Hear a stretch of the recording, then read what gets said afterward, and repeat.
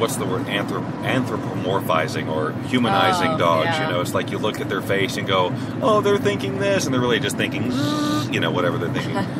That is true. I want a treat, you know. He puts himself, he is inside the dog's consciousness. Like, I have an awesome dog, probably one of the best dogs on the planet, Cody. And Cody does get the eye boogers. And every day you go to remove the eye boogers, and sometimes a little crusted on, and you know, get in there to remove them. And Bob cannot watch. If he's around when I'm trying to do that to Cody, he almost gets insulted that I'm doing that while Bob's around, because Bob is like cringing and gotta look away and going, no! Well, mostly because every now and then Cody will yelp, which means that it was hurt, or it hurt, or it was uncomfortable, or whatever it was. Whatever it was, I just can't handle that. So yeah, you know, we have been actually in the position to recently talk to a couple of different people. One is most definitely bills herself as an animal communicator, Asia, who we need to follow up with. Oh, I can't wait to work with her. But then somebody else. It would be really interesting to first of all, I mean, that's one of those areas that I really want to believe and understand how that all works. Yeah. And that, you know, that it's not just some weird, like, you know, whatever, like there's something to it. This person. But to understand, like if I intuit that Cody, for example, is feeling something or thinking something or wondering something or whatever, I would love to know what she says he's feeling, or like maybe I'm really tuned in, or maybe I'm just a whack job. Like maybe the reason I empathize as much is that I'm a dormant dog whisperer and I don't know it. Oh, how funny is that? Wow. So right now So let's hear your answer. Good. I shudder to hear the answers. But what is the speed limit on this freeway? Is there any way to find through Waze? I don't know, but we're on a phone that I can't check right now. Well, yeah, I'm just wondering. Sorry. Well, actually, I think, well, whatever. We'll deal with it. I don't think the posted speed limit is available on Waze. Okay. So, anyway, it's very charming because, you know, Bob has been this successful marketer and speaker and media guy, and, you know, very much about getting things done. Has a playful side, but it can be sometimes, you know, really intent on whatever is getting done. But boy, bring out the dogs or the puppies, and he just becomes a puddle. Oh, like your sister's dog. You're a puddle around a puppy. I mean, my sister has like a Marmaduke dog, and he is just in love. He's just a big old dog, and I mean, I can't remember how old he is, but he's an old dog. Yeah. And just has this great energy about him. I don't have to deal with the fact that he pees all over the place, so it's all good for me, right? I just get to love on him and say, yeah, but yeah, you're right. I love the doggies, and so I've got this Dolce dog, and then Remy, both great dogs, and Cody. So I've got some great dogs in my life. Yeah, we're gonna see my dad's dog. Oh yes, tonight. She's a cutie too. She's just all love. There's a roll upside down dog. Oh. Scratch the belly. And I love, you had said something at one point about doggy chi or puppy chi. Oh, yes. Like that. And you were watching, which I want to watch, that movie about dogs, and they found out that you're 5 or 6 times less likely to have a heart attack if you have a dog. Yeah. And puppies are intuitively connected to us, and they did scientific experiments that illustrate or demonstrate that. Yeah, it's called dog. It's actually a Nova special called Dogs Decoded. You can see it on Netflix. Oh, and just really interesting. And if you're a dog person, you'll totally love it. And I mean, I know for a fact. I know people might go, "Oh, you're just making it up," but I know for a fact that Cody is a healer dog. He knows if something's wrong, and he just intuitively knows about wanting to go over to you and give you love or give you kisses or give you comfort. And he'll even go and sit on your lap and then put his paws right on your chest, almost like he's trying to do hands-on healing. It's paws-on healing, you know? And you can just feel this puppy energy of healing energy. It's really beautiful. Yeah, we would call Dolce Dr. Dolce because he always knows who needs that. Who needs that attention, who needs to be curled up with and cuddled and all of that stuff. If somebody's sick, he will be there. So, yeah. Dogs are awesome. Awesome sauce. Yeah. Well, I guess this was the puppy half hour. So this says right now we've got a weaker signal. Now it's good again. The Spreaker thing just fascinates me to no end. How fun. All right, so we've got still 9.5 minutes. Wow. Out of the 30. I mean, we can stop at any time. No one's holding anything to our head. I mean, it's not like we have advertisers or whatever who say, no, we need the 30 minutes, and now it's time for a word from our sponsor. Who would be a good sponsor? Who could we go after? We'll figure it out. Okay. But, ukulele. The ukulele and everything. Yeah. So now you ask me a question. Okay, let's see. That was a good one for me. Yeah. So, let me think for a minute. Can you talk about anything else while I think? I will talk about something else while you're thinking. Let's see.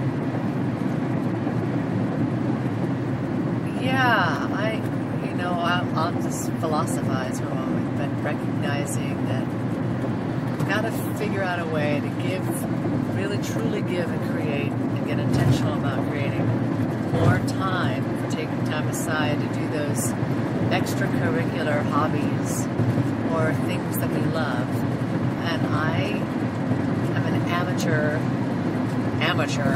painter, and I just intuitively know I like to paint, but I don't know what I'm doing. I just make it up and have a good eye for it and love art. So I so appreciate that someone's a great artist, or creative. And my sister Molly is amazing. Wait till you're going to see mosaics that she made. That's going to blow your mind.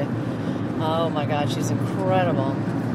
Anyway, the other day I went to go paint, and I just felt like I had not painted in so long. I almost felt like I had no clue what to do. I felt like I had to reconnect the neural pathways to figure out about how do I do this again, and it started finding its way, like being rusty. So it's I think it's important we continue to nurture what feeds our soul. I don't think we can ever lose that. We can reclaim it, refine it again. It might be a little rusty, it might be a little buried, but I know I'd like to find a way to honor that. Did you think of your question? Well, actually, as you started down that painting path, I thought, well, that's freaking perfect. I was trying to think of, what's up for Lynn, and what's what are we doing, and what's the what's brewing, and this whole thing about play and expression, creative self-expression, and so you have been. Your story is available in many places in terms of how you got stopped and where you got started. But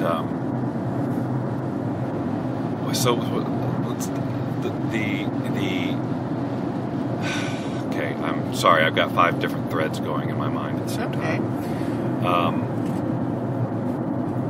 Why do you think you stopped painting? Like, why were they in the closet in the first place?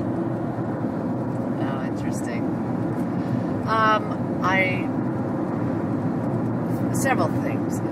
To paint, you really gotta create a good amount of time and focus for it, and know that you're going to, because you gotta get it set up. It's messy. You gotta spread it out. You don't want to take all the pain, time, and effort and mess to do that if you're only going to paint for half an hour or an hour. You really want to know you're going to make an evening of it or several hours of it. At least that's my feeling or thinking around it, and especially as you get diving into it. And it's been a time issue, and it's really more underneath everything is that time issue. Mm-hmm. And that's like something that super needs to be healed about how I think about time. And part of it's also just managing time. Part of it is actually just learning to manage time better would be helpful, but also even how I think about time gets in my way. And I think I I was just thinking, I don't have the time to give that. And when I do have that free time, then I want to either just vegetate because I've been, working so hard or what I was handling, or spend time with friends that I just never get to see because I get so busy. Things like that. So making time for painting almost was like last on the list to give time to. But it's understanding that that's really important. Just like, I've been doing that with working out. And I have a resistance to working out because now I'm out of the habit. So that's on top of it. And I will say the other part of it with painting is that I've been healing my perfectionist side quite a bit, and you kind of have to give it up when you go to paint. You can't be in your head. You have to just let it go, and however it's going to come out, it comes out. And it's a beautiful healing aspect that creativity gives you, because it kind of forces you to stop trying to control things or stop trying to run things through your mind, but to just surrender and let the energy flow through you and let something get painted through you. Just like I'm able to do that with my performing, my singing, and my speaking is like it speaks through me, or it sings through me. But the painting, I think I kind of had a feeling like, I'm going to get uptight because I want it to come out a certain way, and I don't know how to make it a certain way, and maybe a little stuck in the mind around it too. Mm-hmm. So I think there was some of that when you started painting the other day, right? But did you feel like you got worked through that and then got into where you were feeling a free flow, or were you kind of still in your head? I know you were looking at it going, I need to do this. I mean, there were moments where you would scrutinize, and other times it would look like you were really just there and present. Yeah, it's kind of both. I'm going to say it's kind of both. I was going, this isn't coming out the way I want, or the way I know I've been able to do before. And that was frustrating. I was also working with a little bit of a different medium as far as what I was painting on was different than I'm used to. So, but I also figured, just keep trying this or trying that, and it'll figure itself out. So I understand the logistics that you're up against in terms of having a space to paint all the time, like if it was just always set up. Yeah. But if that was the case, where it was just like your piano is always there, if you played the piano more often or whatever. Well, there's another one right there, right? Yeah. And I get uptight because my chops are way out of whack. Mm-hmm. I haven't played forever. And I feel limited because I just would love to play just by ear. And I have to play by reading music. And then I'm worse than ever because I've now been playing it so long, and I only have select few pieces of music. I'm tired of playing those same few pieces of music, and I play them poorly because I've played for so long. So I haven't made time, and I think I get my head around letting myself just play. But when I have, like if I go way back in time, because now it's been a long time really, but when I've let myself just play piano, it's so healing. I'm like, I need to do this more often. I feel the same way when I sit down at the piano. I know one thing's for sure. I need to be writing more music. And that takes time. And I've not been giving that to myself. And especially like a lot of the type of things that I've been doing, maybe you've been doing, does involve a lot more being in the head space. Even though it's still creative, even though it's still within the entrepreneurial world and all that, there's a lot of, the marketing pieces of stuff, or working with people on their scripting, or... We have 50 seconds, and I'm thinking if we were because we're going to be in the position to coach people along this exact thing, in 30 seconds, how would you coach Lynn Rose right now? Oh my God.